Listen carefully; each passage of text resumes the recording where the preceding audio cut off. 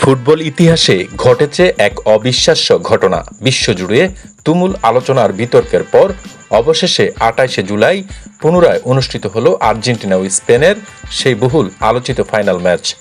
Stadium জুড়ে ছিল লাখো দর্শকের গর্জন। বিশ্বের কোটি কোটি ফুটবল প্রেমী টিভি ও অনলাইনে চোখ রেখেছিল এই ঐতিহাসিক ম্যাচের দিকে। শুরুর থেকেই দুই দল আক্রমণাত্মক ফুটবল খেলতে থাকে।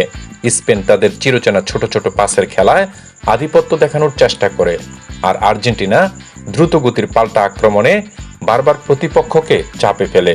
প্রথমার্ধের ২৮ মিনিটে আর্জেন্টিনার দুর্দান্ত এক আক্রমণ থেকে আসে প্রথম গোল। পুরো স্টেডিয়ামে তখন আকাশভেদী উল্লাসে ফেটে পড়ে। তবে স্পেনও হাল ছাড়েনি। দ্বিতীয়ার্ধের শুরুতেই তারা সমতাসূচক গোল করে ম্যাচে ফিরে আসে। এরপর শুরু হয় রোমাঞ্চের আসল লড়াই। দুই দলই একের পর এক আক্রমণ চালায়। গোলরক্ষকদের অসাধারণ সেভ ম্যাচটিকে আরও নাটকীয় করে তোলে।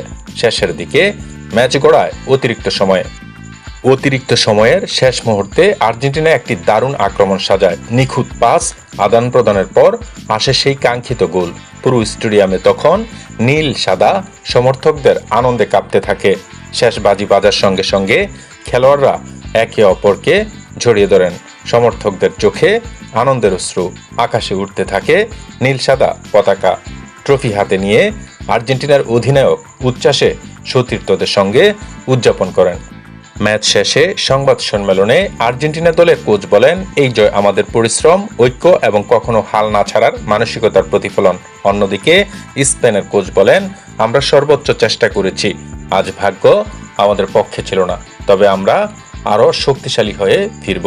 আর্জেন্টিনার সমর্থকদের এই ধরনের একটি খেলা ছিল প্রত্যাশিত, কিন্তু এটা কখনো সম্ভব নয়। আপনি ধরে নিতে পারেন ২০২৬ বিশ্বকাপে আর্জেন্টিনাই চ্যাম্পিয়ন। এটাই হতে পারে সান্ত্বনা।